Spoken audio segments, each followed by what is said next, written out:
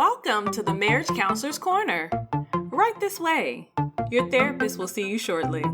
In the meantime, sit back, kick your feet up on the couch, and get ready to focus on adding very valuable tools to your marriage toolkit. And now your host and marriage counselor, David Taylor. Welcome. What's up, guys? My name is David Taylor, and I am your host. Welcome to another information-packed episode of the Marriage Counselor's Corner podcast. This is episode number 10. And if you're new, if you ain't used to coming to the couch at the Marriage Counselor's Corner, well, guess what?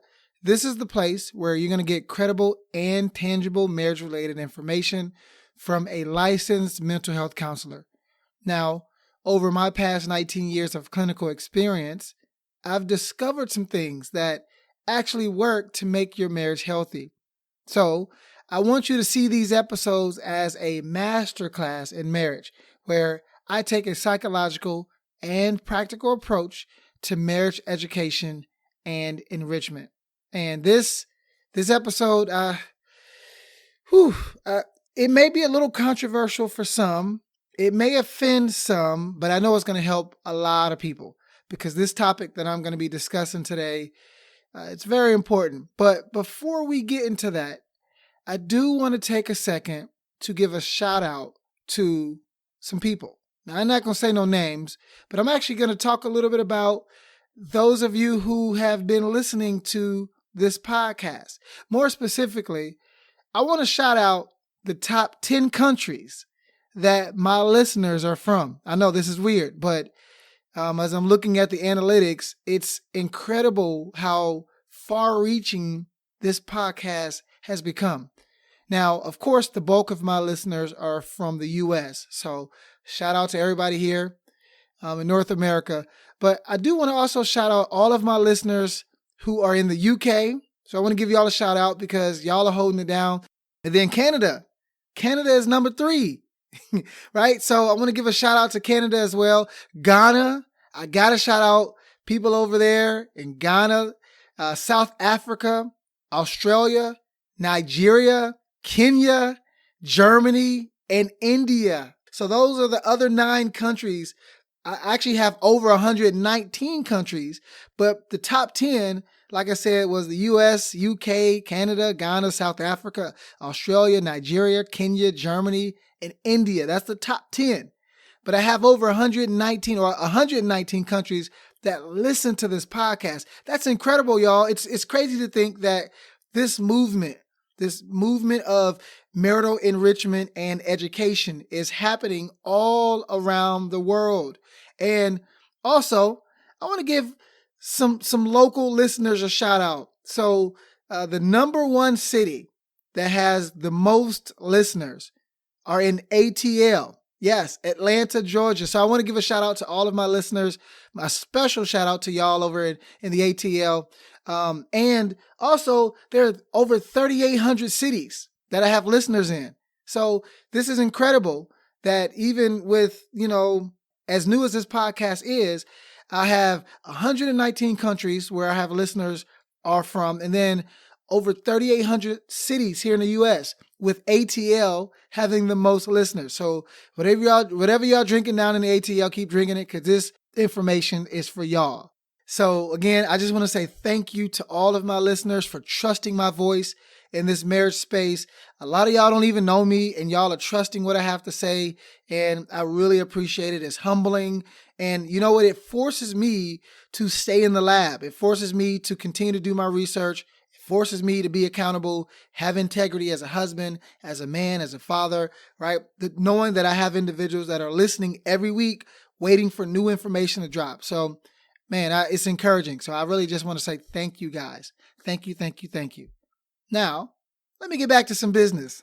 So this is episode number 10. And in today's session, I'm going to be discussing a topic that, like I said earlier, can be controversial, but it's so relevant. And it's so relevant that Mandy and I, we literally have a business focused solely on this subject matter.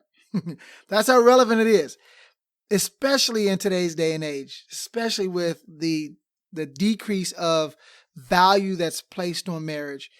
Man, this is a topic that I want to really share. So today's episode will be on understanding the psychology of your reluctant spouse.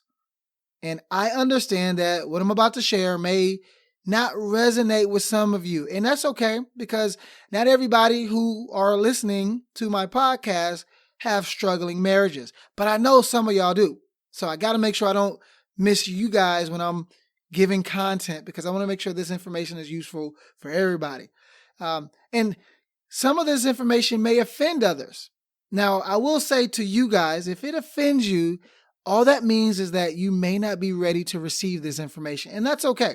Revisit it at a later time when you are in a different mind and heart space, because this information will be difficult to receive, because it's going to sound like, in some cases, I'm making excuses for very poor behavior. And if y'all know me, y'all know I don't make excuses for nothing. It is what it is. But some of y'all may hear that, and there's nothing I can do other than just be more concise with my language, which I will try to do. So, but actually, you know what? Speaking of being concise, before I go any further, let me actually define what a reluctant spouse is. So I'll say it this way. A reluctant spouse is an individual, a married individual, who is struggling with remaining committed to their marriage.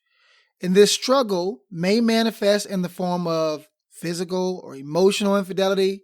It may manifest in an increase in disconnection, or an increase in conflict, decrease in conflict resolution, or it may actually result in a recent separation or a pending separation, or all of the above. Regardless, this particular spouse is reluctant about the marriage, and they are having serious doubts on whether or not the marriage will succeed, serious doubts on whether or not they want to stay married. And so you would have noticed they probably pulled back. They probably have stopped being intimate, or they've ventured into another inappropriate relationship, any of those things. And for some context, if you have read any of our first books, meaning Mandy's best-selling book, Motivated to Love, if you've read that book, or my best-selling book, I Said I Do, But Now I Don't. If you read any of those books, those two books, as well as Motivated to Stand, which is Mandy's follow-up book to her Motivated to Love book, any of those books will give you more clarity on what we mean when we talk about standing. We also have a program called the Strategic Stander, where we talk about this. We educate, we work with clients, we provide coaching and some counseling in certain forms that will help the stander be more efficient in their stand, and then also help the reluctant spouse. I do a lot of work with a lot of reluctant spouses, and it's a joy, because that is a difficult population to work with. So, but in any case, you'll know if you have a reluctant spouse, but check out some of those resources. You can find those on Amazon, and they'll help you to really get a more clear view on what that language is all about. And especially since I am a former reluctant spouse, not to say I'm the authority on this topic, but I think I know what I'm talking about with this, because I was deep in this reluctant space. And listen, I wouldn't wish this on anybody. And I'm not saying that to make a joke in terms of being the authority. Like, that's not a flex. That's not a good thing. I believe God gave me grace, but it's not a good thing. So anyway, let me also share why this information is important for your marriage. So first, if you are trying to understand what is going on in your marriage during this difficult season of your marriage, this information will be vital. Also, and more specifically, this information will help you to understand what is going on with your reluctant spouse on the inside, on a psychological level, right? Because a lot of times we look at their actions and their behaviors. And by the way, guys, I've already gotten started with the episode, even though this is still the introduction. I'm already in there. But a lot of times I've noticed that the reluctant spouses, their behaviors are very off-putting. What they say and what they do is very off-putting, right? And so it's easy to look at their behaviors and get offended and get distracted.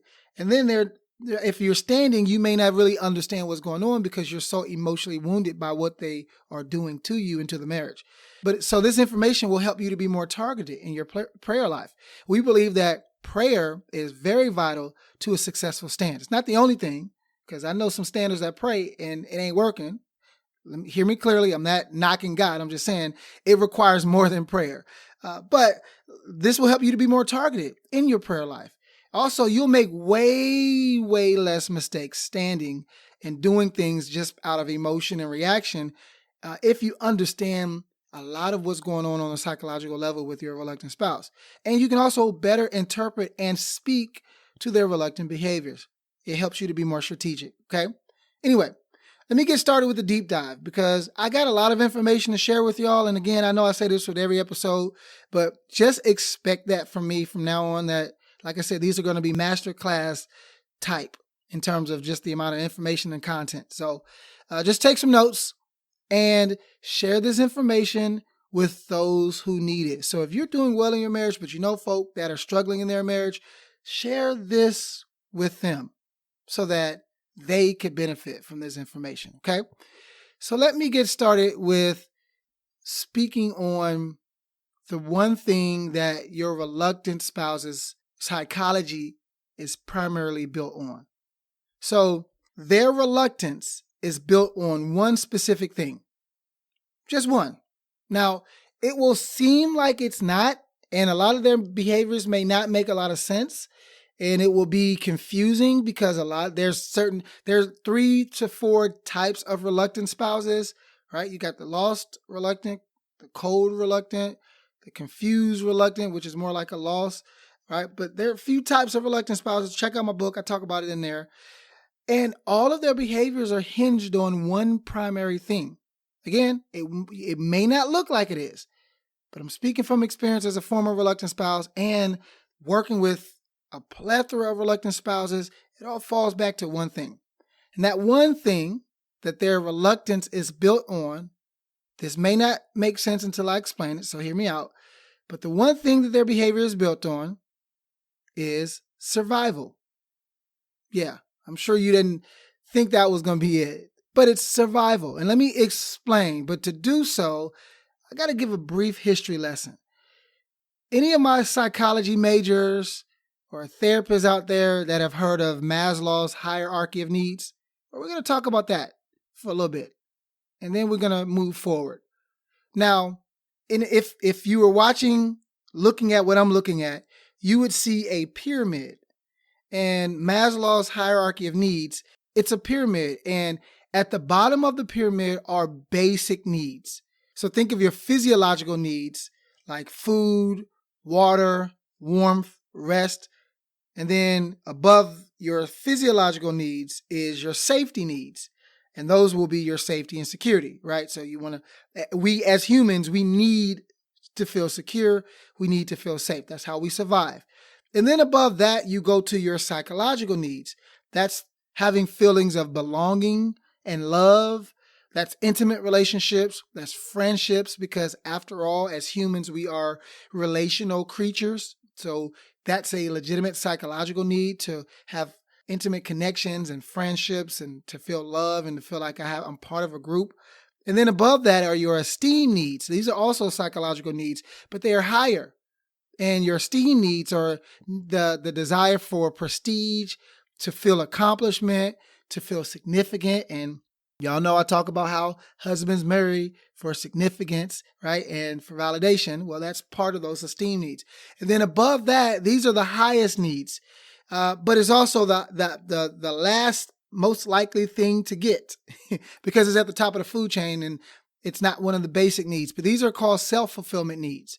And that's the need of self-actualization, right? Achieving one's full potential, whether it's creativity in your activities, but it's finding a place where you're living a purposeful life.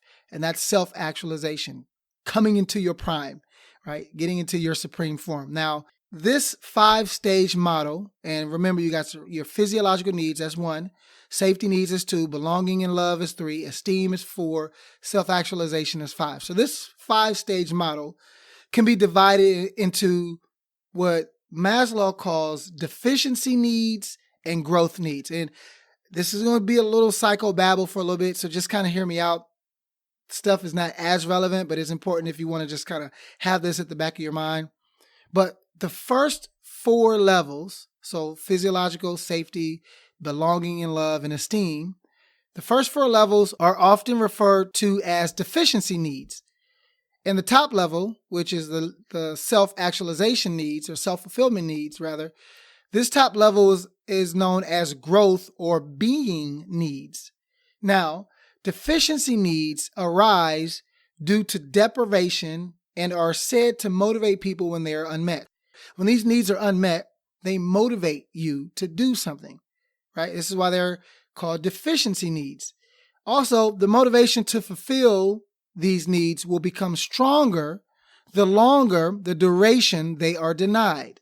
So if I'm hungry and I don't have food, the longer I go without food, the hungrier I will get.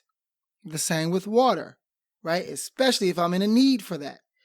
Safety and security. If I don't have security and safety, the longer I don't have it, the longer I desire it, or the stronger that desire is. So just keep that in mind.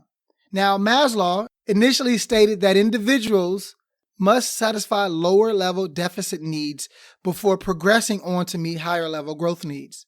However, he later clarified that satisfaction of needs is not an all or none phenomenon, admitting that his earlier statements may have given the false impression that a need must be satisfied 100% before the next need emerges. And you can read the article where he discusses this. But when a deficit need has been more or less satisfied, it will go away, and our activities become habitually directed towards meeting the next set of needs that we have yet to satisfy. These then become our salient needs. However, growth needs continue to be felt and may even become stronger once they have been engaged. Okay, so just a little background information on this. So, how does this relate to your reluctant spouse? Okay, I'm done with the history lesson. But what has this got to do with anything? And hopefully you were understanding the nuance of what I was saying, or at least you can go back and reference it because of what I'm about to say. Now, remember, buried deep beneath your reluctant spouse's offensive behaviors and their cold demeanor is their need to survive. Now, remember, if you're tracking the Maslow hierarchy of needs, the safety needs, that's the second level, part of the basic needs. More specifically, their reluctance is a reaction to a subconscious and unknown safety and security need. Now, please hear me clearly, because it's going to sound like I'm giving unhealthy rationale or justification for their bad and heinous behaviors in the marriage. I'm not. I'm describing it on a psychological level. I'm not pardoning their behavior, hear me clearly, but I'm describing what the behavior represents. That way, when you're dealing with them, you understand what's going on beneath the surface so you can speak specifically to that thing, not the behavior that they're demonstrating, if that makes sense.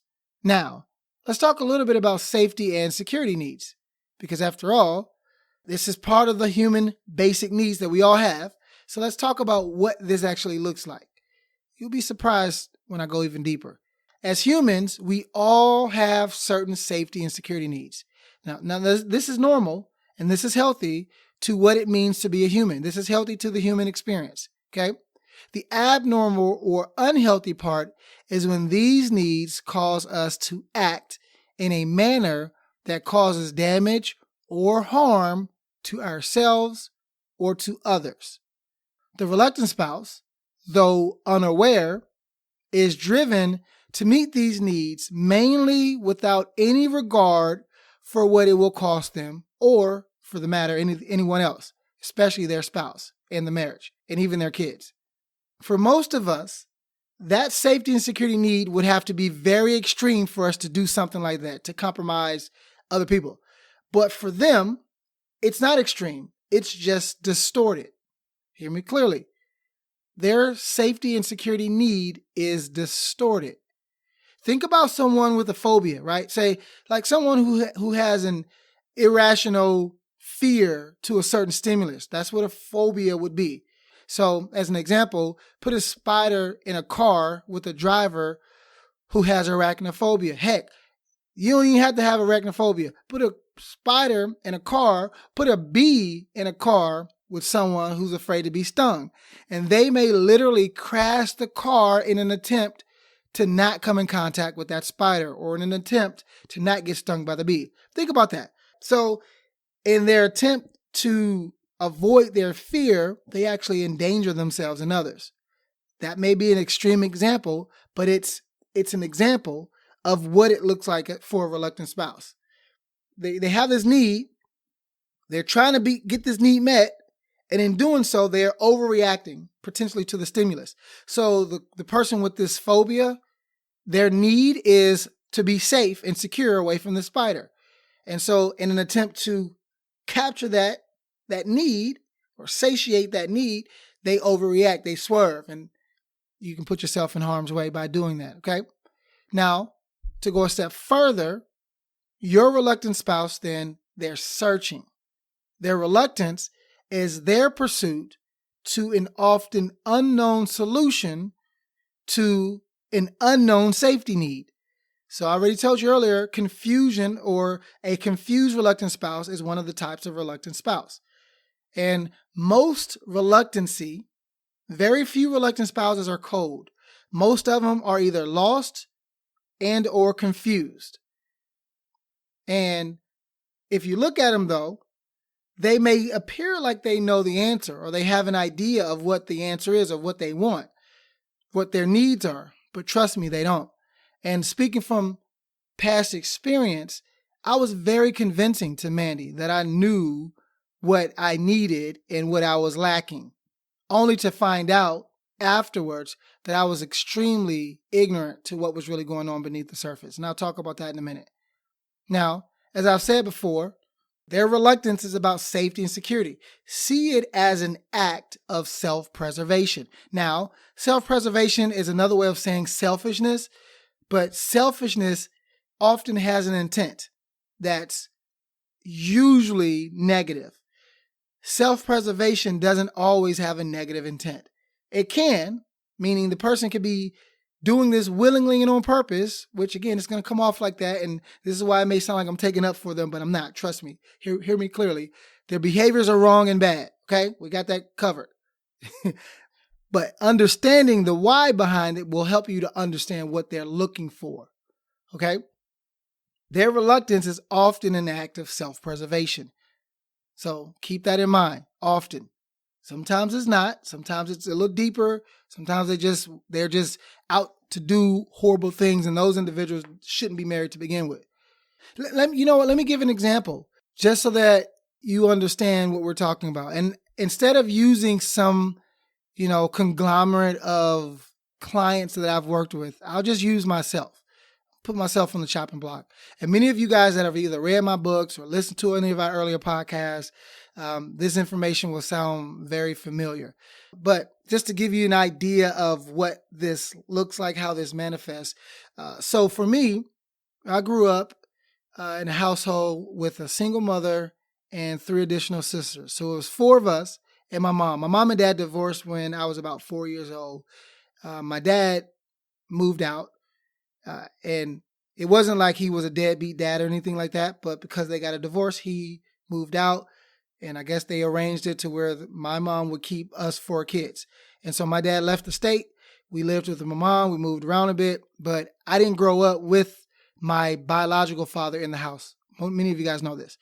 I had a few stepdads, but none of them took the place of my biological dad.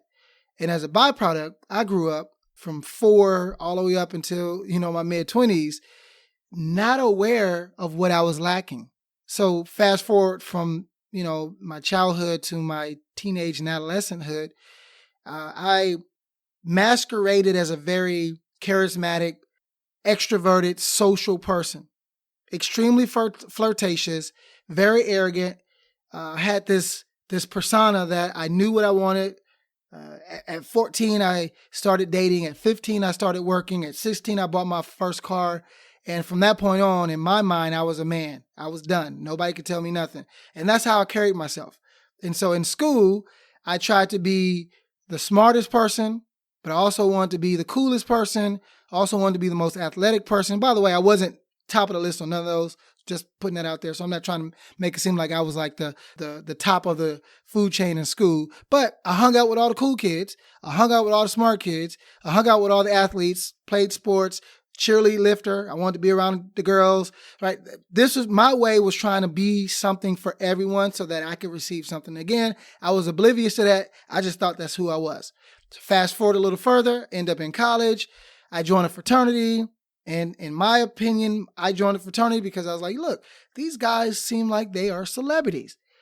God dang, I go to the parties and all the girls are looking at them and they're doing their line, they're strolling and taking their shirts off. And I'm like, you know what?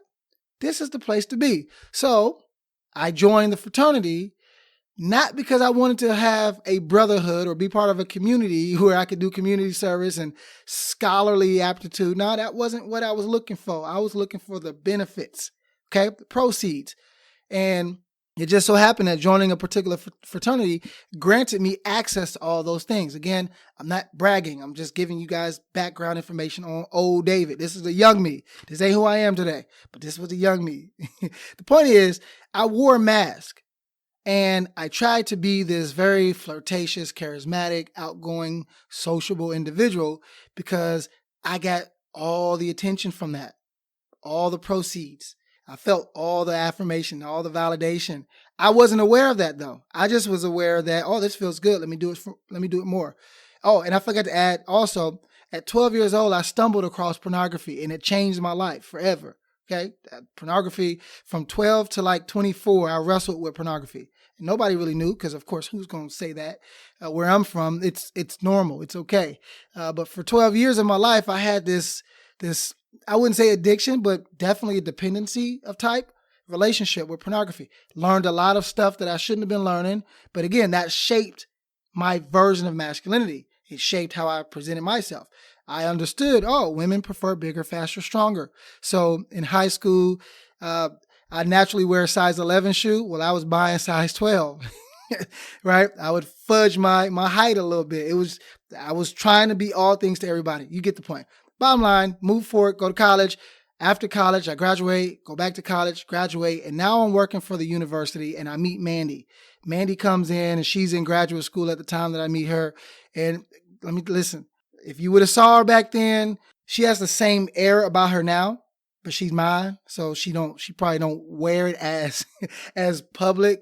I think she probably still do, because I don't be seeing her at the job. I think she may carry herself like this at the job. But when I met Mandy, when she was 22, she had this air about her.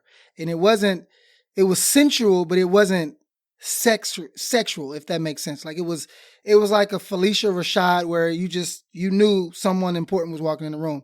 And so immediately, and I was exiting a bad relationship. A lot of that was on me again, but I was exiting that relationship. I saw her, we started meeting, we started, talking and stuff like that. And the very first thing she told me in our very first interaction was, I could see you being my leader. And let me tell y'all, it was something about hearing that shifted everything for me. It changed the trajectory. I, in that moment, told myself she was going to be my wife because of that one statement. Remember that. So let's fast forward. We're dating. And at some point in the dating process, we dated for 9 months before I proposed. And then we were engaged for 11 months before we got married. But during that dating process, a shift happened. Initially, I was smitten, head over heels for Mandy, obsessed with her, couldn't think of nobody but Mandy. And then there was a shift that took place in our relationship. And if you listen to any of our older podcasts, I don't want to bore you with all the details, but the point is, there was a shift that took place that shifted how I saw her. And that was the first fracture that happened. Now, again, we both were coming into relationships with our own trauma. So she brought stuff with her, and if you read her book Beauty in the Brokenness, she explains a lot of that. And I'll leave that up for you guys to figure it out and find. But she talks. Everything is public, so I could say it, but I don't want to. I'm looking at my time, and I'm already. I want to keep this brief. But we both brought stuff. I brought issues from my childhood that I wasn't even thinking about. She brought stuff from her childhood, and those two dynamics started to collide. And when they collided, it set forth a reaction and a dynamic that would follow us into marriage. And eventually, as we got married, I started to feel, this is me, it had nothing to do with really Mandy at all, but a lot of it was on me. I'd say 90-10, because we had a dynamic that we shared, that we brought with us. But I started to feel like, wait a minute, did I make a mistake? Because earlier in the relationship, I was feeling, oh, Mandy, like she worships me. I feel, now she didn't really worship me, but I'm using colorful language here, guys. She didn't worship me, okay? I was not God to her, but meaning she put me on a pedestal. And as a byproduct, I put her on a pedestal. But guess what happened? The moment I stopped feeling like I was on that pedestal, guess what I did? I removed her from the pedestal. Stop me when it's making sense if anybody else is guilty of this thing. And this became another dynamic. And all of a sudden, as a husband, I started to feel like I was failing. I had incurred a tremendous amount of financial debt because some very stupid decisions that I made as a young guy, made a lot of financial decisions that shouldn't have made. And as a byproduct, added additional weight to my shoulders. Now I'm starting to feel like a failure. Now my wife is not feeling like I love her as much, or we're not connecting, and she's asking for things and wanting more and wanting more. And I'm feeling slowly but surely like, wait a minute, I don't know if this is what I'm supposed to do, right? And all of a sudden, now I have this bent towards, wait, I don't think this is it. And that's all the enemy needed. And I'm not blaming the devil. Okay. This is a joint effort between me and the enemy when this happened. But that's all it was needed was an open door and a mindset to say, wait a minute, perhaps this marriage is not for me. And I slowly started to drift away. And prior to Mandy, I had never committed infidelity in any relationship. But once I got married, I broke the cardinal rule. And I transgressed those boundaries, those sacred vows that we shared. I transgressed those, entered into an emotional affair, and you guys know the rest was history. Okay, and at that point I was reluctant, and I went as far as telling my wife that I was no longer in love with her. I didn't want to be married anymore. Again, listen to some of our earlier podcasts where you get even more information about this, or read any of our earlier books. I Said I Do, But Now I Don't, or Motivated to Love, or Motivated to Stand. You'll get a lot more information, a lot more of the juice behind it, but I'm giving you guys the Cliff Notes version. But anyway, so I became a reluctant spouse, but Mandy stood. She stood on her business, 10 toes, and she fought for the marriage. And thank God I had a wife that was willing to pray for me and to, yes, tolerate a lot of stupidity and brokenness. And I know I can hear it now. Why do we as wives always have to? I get it. I hear all that all the time. And if I had more time, I could speak to that. And it's okay. You're right. You shouldn't have to. Husbands, we need to do better, right? Y'all need to do better, husbands. But listen, let me stay on track. So anyway, Mandy stood, fought for the marriage. We reconciled. And it was towards the end of the reconciliation process for me when I was able to have this revelation of what exactly what was going on. Why was I reluctant? And for me, what it boiled down to was I had this safety and security need of validation and affirmation. This need to get something from Mandy that my father never gave me. Now, again, hear me clearly. I'm not downing my father. That's my dude. Love him. But when I was a young boy, there were things I needed that I didn't get. And it wasn't because he didn't want to give it to me. They got a divorce. So he lived in a completely different state. It was hard for us to always go travel back and forth.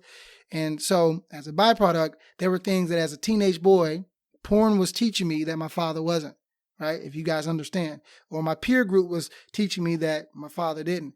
And it also shaped my perception of masculinity. And therefore, I carried this mask that I wore because it got me things. And what I learned was that for me, I was looking for my father's validation and my father's affirmation. I had my mom's, but I was looking for my father. I was looking for a man to come into my life and say, you are now a man. You're official. This is how you treat a woman. This is how you love a woman. This is how you handle conflict. This is how you handle sexuality and yourself as a man. And when you're, when you look at a woman, this is how you should perceive her. Like I didn't get any of that. but I needed that. And as a byproduct, I had to fill in the gaps. Long story short, those things impacted how I showed up in my marriage. And as a byproduct, I started using my marriage to meet those unmet needs. I started using my marriage. If I felt safe, it was because I was feeling affirmed and validated. But when I didn't get that affirmation and that validation, guess what? I started to feel unsafe. And guess what happened? Spider in the car, I shift and turn and twist and turn to get rid of the spider. Now I'm crashing. And I'm not even thinking about the fact that I got another person in the car with me, relying on me to drive safe. Okay? Get the analogy? It goes deep. It goes even deeper. But the self-preservation, right? My reluctance was my way, my selfish way of trying to preserve something that I had never had. And I thought I was supposed to get married and get that in my marriage when my marriage is not supposed, listen, your marriage is not supposed to meet your unmet needs. Your marriage is not supposed to fix in you what your spouse did not break. I went to my marriage for Mandy, bless her heart, to fix me and again, it wasn't a conscious decision. It was subconscious, but I was attracted to her because she appeared to have the things that I never had. And therefore, of course, I'm going to go and try to get what I never got because that's what I needed. And she's not the person to fix that. I learned a very valuable lesson. Okay. But it was based off of this desire, this act of self-preservation. And I was trying to get something that Mandy was not supposed to give me. And I used my marriage inappropriately and did some very damaging things. Thank God for grace and forgiveness. But man, listen, and I was just in the office today. I ain't going to even go there. Let me stop. But I work with this stuff. And so I have a heart for it, but it also hurts me because of the pain that I know I caused Mandy. And I tell people all the time, I'm paying back restitution for the rest of my life for the damage that I caused. And that's my choice, not Mandy's choice. I've chosen that I'm going to serve her for the rest of my life because of the damage that I caused in the first 3 to 4 years of our marriage. Okay. So that's my decision, but it's to make sure that we never go back there. But the point is, there are things that if you understand, right? If you could discover certain things regarding what they're looking for, it will help you to understand how to pray, how to position, how to interact with them, what to say, what not to say. And so in order to discover what they're looking for, right, I just gave you my brief but maybe long Cliff Notes version of my journey. But in order for you guys to discover what your reluctant spouse is looking for, what their safety and security needs are, you're going to want to focus on 5 key areas. See, I've done the research. So I'm going to give you 5 areas, and then we're going to wrap up because I'm already almost at 40 minutes. Now, here's the first thing that I want you to focus on that will help you to understand their reluctance and more specifically, what safety and security need are they trying to get through the marriage, okay? My safety and security need was validation and affirmation. What are theirs? So, first place you want to look is their past trauma. Remember, the greatest trauma for me was the divorce of my mom and dad. I didn't know it at the time. I didn't know how impactful it was until I was older, but that was the greatest trauma for me. I don't blame them, of course. They were young. They were trying to do the best they could. They lacked resources as well, but that was traumatic for me and my sisters. Okay? And so look into their past trauma. If you don't know, you should be asking questions. You should know your spouse's traumatic past, their history. Were they neglected? Were they abandoned? Were they sexually molested? Right? Like there's a lot of stuff that if you guys don't know, that could be fueling their behaviors. And you're sitting in ignorance. So ignorance should not be an excuse at this point, unless they have just completely said they're not going to tell you, then you should be doing your due diligence to get that information. The second thing I want you to really have awareness of is their relationship with their parents while growing up. I had a very close relationship with my mom. I would say I was a mama's boy, but I didn't have that close of an intimate emotional relationship with my dad, mainly because, again, geographically, and back in the 80s and 90s, I wasn't getting on the phone and calling nobody like that, right? We didn't have the internet. We didn't have FaceTime, none of that. So I didn't have that strong of a relationship with him growing up like I do now. But check into their relationship with their parents. Is there one parent that was missing or treated them a certain way? What's the ideal version of that person? Because chances are They married you to get the ideal version of them in you. And you represented that, all the while also representing the parent that they did get that probably caused them the most pain, right? Rewind that, listen to it again. It'll make sense. The point is, study their relationship with their parents and what was that like growing up. The third thing I want you to focus on is their relationship with marriage while growing up. Now, what I'm about to say may seem like I'm putting my parents under the bus. I'm grown, they grown. I ain't putting them under the bus, but I'm just speaking truth. I didn't have a healthy relationship with marriage growing up because I didn't see a healthy relationship or marriage growing up, okay? Again, this is not an indictment. So if mom, are you listening? Or dad, you listening? I love y'all. Y'all know the truth. Y'all will admit this too. But I didn't get a healthy model of marriage while growing up. And as a byproduct, you can only reproduce what you have. You can only reproduce after your kind. If I grew up ignorant to what a healthy marriage is, guess what I'm going to give my marriage? A bunch of ignorance, a bunch of mask, a bunch of mess, right? So because I didn't have no model, what did I learn about marriage? Nothing. I didn't even see a man treating a woman in a nurturing, gentle, loving way. I don't know what emotional protection was. I didn't see any of that. And again, I know that may sound like an excuse, but sometimes the truth is just the truth and we got to accept it no matter how it makes us feel. Okay? I didn't have that model growing up. So check into their relationship with marriage growing up. What was their relationship like towards marriage? Did they see it? Was it a model? Was it inappropriate? Was it just not there at all? That's going to be impactful in helping you to understand what they're looking for. Chances are, if they missed out on a model of marriage, they're looking for something similar or what that healthy version of marriage would produce. I was looking for a place to feel affirmed and validated, which, by the way, in a healthy marriage, the kids will feel that, right? I was looking for that. And when Mandy came talking about something, and y'all, she was running game, talking about something, I can see you as my leader. Guess what? That's to me, to a struggling, I was at the time 23, 24, I don't know, something like that.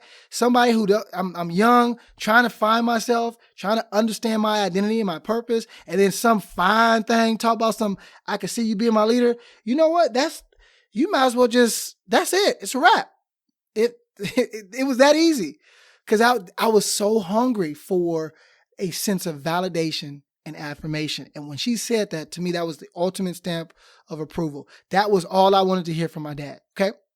Number 4, look into their main areas of inadequacies and or insecurities. Again, I just kind of mentioned a few of things that I missed out on growing up that stifled how I developed, but those created areas of inadequacies. I did not know how to love at all. I was very selfish, very egotistical, very prideful. As any of my friends at that time of my life, in my mid-20s, early 20s, and they would tell you, yeah, that was David. Okay. I had to evolve a lot, and thank God that they were patient with me as well. Some of them we probably ain't friends no more, which is okay. But anyway, look into the main areas of inadequacies. Look into their insecurities. What areas of insecurities? And most guys, like I know for me, I hid my insecurities well. You wouldn't have known that I had any insecurities because, well, I hid them. I wore a mask. But in marriage, your insecurities come to the top. It's hard to wear the mask long-term in marriage. So make sure that you're looking for those areas of inadequacies and insecurities as well. And then lastly, why did they marry you? What void did you feel for them in their life? Go back to the earlier episode, I think episode 3, where I talk about why did you get married, or maybe episode 2, and check into that. Right? Like, why did they marry you? What void did you appear to feel? What ideal version of their parents do you represent? Okay. Once you know this information, and listen, I'm out of time already because I'm already over 45 minutes, but this information would be just those 5 areas. If you can write this stuff down, shape this into your profile, your reluctant spouse's profile. This gives you an advantage on how to present yourself, how to communicate, how to pray, what arguments and conflicts to avoid, what boundaries to put in place. Like this, if those 5 things can really help you to be more strategic with your stand. Now, I'm not going to be able to go into the next phase of this in this episode because there's a lot more. This is just like the tip of the iceberg. But if you have any questions for me, y'all know how to get a hold of me. If you're interested, let's say you're standing for your marriage and you don't know what to do and you need help, you're confused with, okay, should I stay? Should I leave? Listen, just go to our Mastering Marriage site. Just go to masteringourmarriage.com. And then under the services tab, the very first tab says Standing for Your Marriage.